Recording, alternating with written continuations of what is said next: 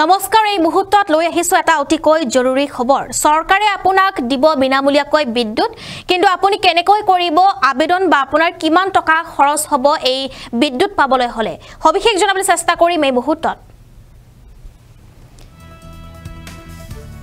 আৰু এবাৰ সৰকাৰৰ এক বৃহৎ সিদ্ধান্ত পিএম সূৰ্য ঘৰৰ বাবে শীঘ্ৰেই কৰক আপুনি আবেদন অফিচিয়েল ওয়েবসাইট যোগে কৰিব পাৰিব আপুনি আবেদন সূৰ্য ঘৰৰ বাবে আপুনি পাব 1,25,000 টকাৰ ৰাজ সাহায্য 1, 2 আৰু 3 কিলোৱাট পেনেলৰ বাজেট ঘোষণা কৰিছে মুখ্যমন্ত্ৰী ডক্টৰ হিমন্ত বিশ্ব শৰ্মাই 1 কিলোৱাট সোলাৰ লগালে অসম চৰকাৰে দিব আপোনাক 15,000 টকাৰ ৰাজ সাহায্য পুনৰ জনাইছো 1 কিলোৱাট সোলাৰ লগালে অসম চৰকাৰে আপোনাক দিব 15,000 টকাৰ ৰাজ সাহায্য 2 কিলোৱাটৰ সোলাৰ লগালে অসম চৰকাৰে দিব আপোনাক 30,000 টকাৰ ৰাজ সাহায্য আৰু 3 কিলোৱাটৰ সোলাৰ লগালে অসম চৰকাৰে দিব আপোনাক 45,000 টকাৰ ৰাজ সাহায্য 1 কিলোৱাট পেনেলত গ্ৰাহকে ভৰিব লাগিব 5,000 টকা 5,000 টকা ভৰিব লাগিব 1 কিলোৱাটৰ পেনেলত 2 কিলোৱাটত গ্ৰাহকে ভৰিব লাগিব 10,000 টকা আৰু 3 কিলোৱাটত গ্ৰাহকে ভৰিব লাগিব 27,000 টকা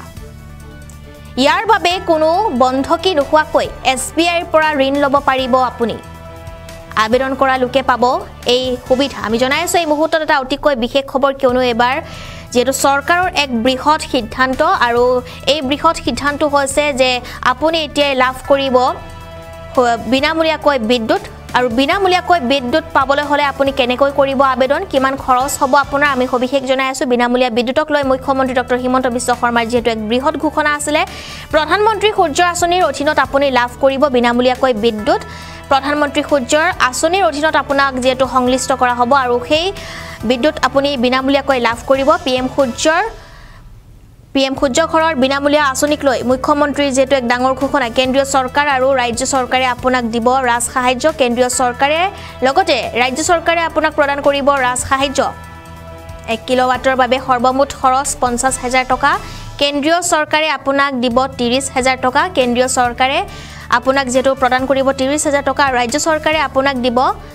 15,000 টকা আপোনাৰ খৰচ হ'ব কেৱল মাত্ৰ 5,000 টকা মাত্ৰ 5,000 টকাত আপুনি পাব 1 কিলোৱাটৰ সোলাৰ পেনেল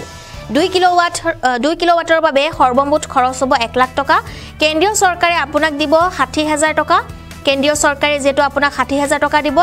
ৰাজ্য চৰকাৰে আপোনাক দিব 30,000 টকা আৰু আপোনাৰ খৰচ হ'ব 10,000 টকা আমি জনাইছো এই মুহূৰ্তত এটা অত্যন্ত জৰুৰী খবৰ কিয়নো এবাৰ বিনামূলীয়াকৈ বিদ্যুৎ লাভ কৰা সকলৰ বাবে এক ডাঙৰ খবৰ ইতিমধ্যে আমি জনাইছো কিমান খৰচ হ'ব আৰু কেনেকৈ আপুনি লাভ কৰিব আপুনি কোনো দালালৰ সহায় নলুৱাকৈ লাভ কৰিব পাৰিব বিনামূলীয়াকৈ বিদ্যুৎ ইয়াৰ কথা স্পষ্টকৈ উল্লেখ কৰিছে মুখ্যমন্ত্ৰীয়ে চৰকাৰী কৰ্মচাৰীয়ে সোলাৰ পেনেলৰ বাবে ল'ব পাৰিব বেংকৰ পৰা ঋণ বেংকৰ পৰা আপুনি ঋণ ল'ব পাৰিব বেংকৰ পৰা লোৱা ঋণৰ বাবেও 1% সুদ দিব চৰকাৰে 1% সুদ দিব চৰকাৰে আৰু বিনামূলীয়াকৈ বিদ্যুৎ লাভৰ বাবে শীঘ্ৰেই আপুনি কৰক সহজেই আবেদন কৰিব লাগিব আপুনি শীঘ্ৰেই নহলে এই আঁচনিৰ পৰা আপুনি বঞ্চিত হ'ব লাগিব ইতিমধ্যে আপুনি লগইন কৰিব লাগিব pmsuryaghar.org.in ত গৈ আপুনি কৰিব পাৰিব আবেদন আৰু পিএম সূৰ্যাঘৰ এপ্লাই অনলাইনত আপুনি ক্লিক কৰি কৰক আবেদন আপুনি ক্লিক কৰিব লাগিব তাত আৰু তাৰ পিছত আপুনি আবেদন কৰিব লাগিব ডাকঘৰত গৈও পিএম সূৰ্যঘৰ আঁচনিৰ বাবে কৰিব পাৰিব অফলাইন আবেদন কৰিব পাৰিব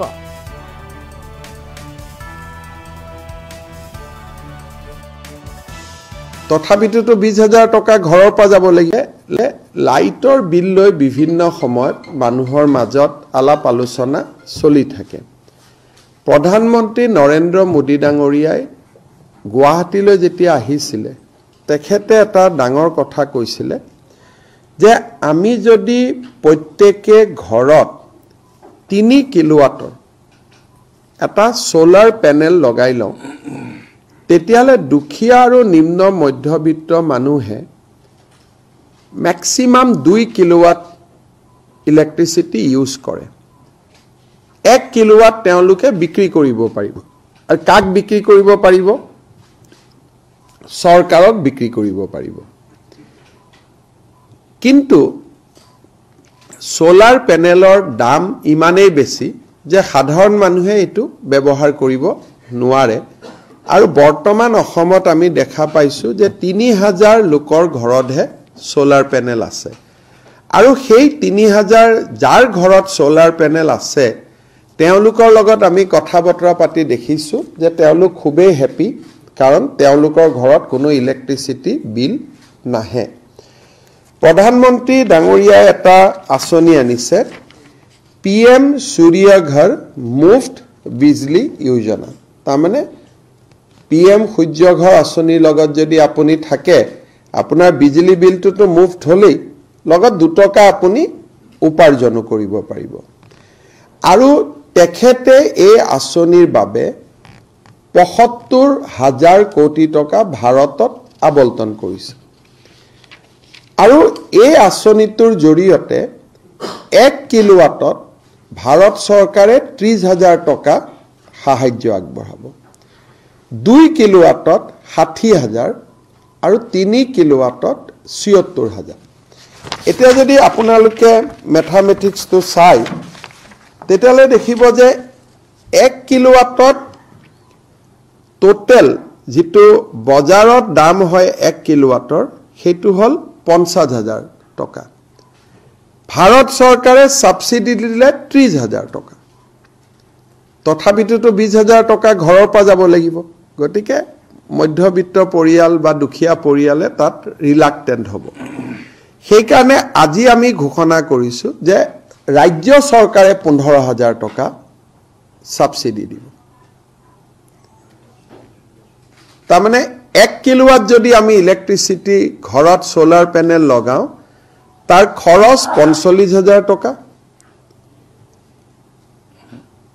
50,000 টকা 50,000 মোদী ডাঙৰীয়াই দিব 30,000 আৰু মামাই দিব 15,000 45,000 5,000 নিজৰ ফালৰ পৰা অসম চৰকাৰৰ এতিয়া যদি 2 কিলোৱাটৰ লগাও তাৰ খৰচ হল 90,000 টকা ন প্ৰজেক্ট কজ হল 1 লাখ টকা মোদী ডাঙৰীয়াই দিব 60,000 ৰাজ্য চৰকাৰে দিব 30,000 তাৰমানে নিজৰ ঘৰৰ পৰা 10,000 টকা লগাব লাগিব আৰু যদি 3 কিলোৱাট যদি আমি লগাও মোদী ডাঙৰীয়াই দিব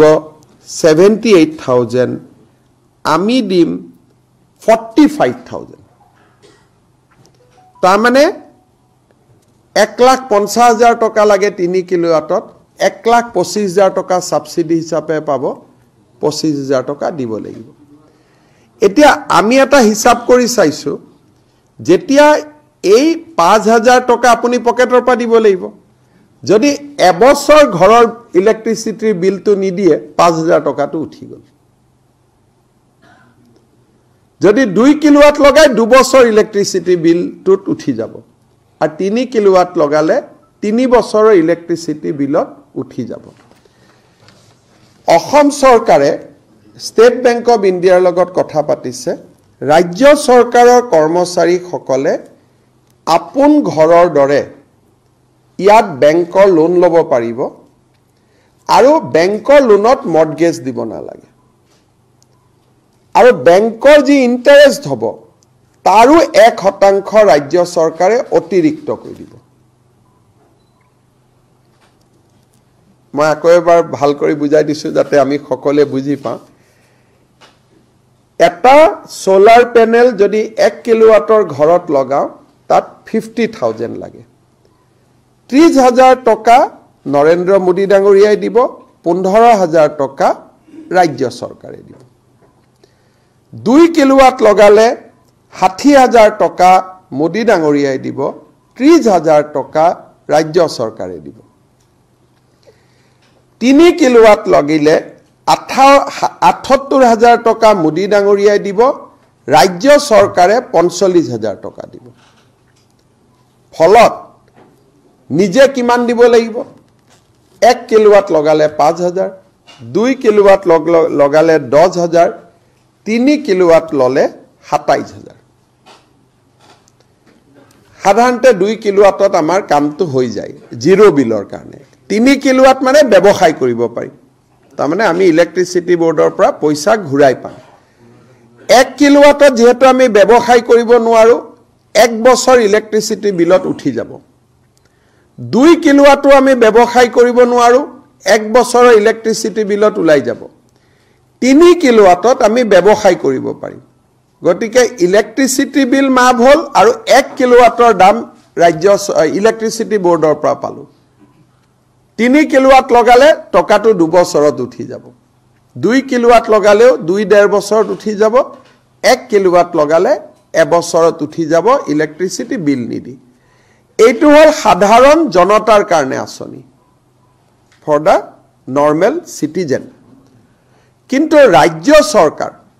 আৰু অসম ইলেক্ট্ৰিচিটি বোৰ্ডৰ যিমান কৰ্মচাৰী আছে এপিডিসিএল এইজিসিএল আমাৰ তিনিটাৰে যি কৰ্মচাৰী আছে তেওঁলোকৰ কাৰণে এটা আমি আৰু এটা অতিৰিক্ত স্কিম আনিছো যে আপোনালোকে লোন লক এই 5000 টকা বা এই 10000 টকা আপোনালোকে লোন লক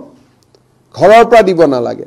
ষ্টেট বেংকৰ পৰা লোন লক মৰ্টগেজ দিব নালাগে উইদাউট মৰ্টগেজ দৰমাহাৰ একাউণ্টৰ পৰা টকাটো গৈ থাকিব তাতো আমি 1% ইন্টাৰেষ্ট সাবভেনশন দি দিম আপোন ঘৰৰ দৰে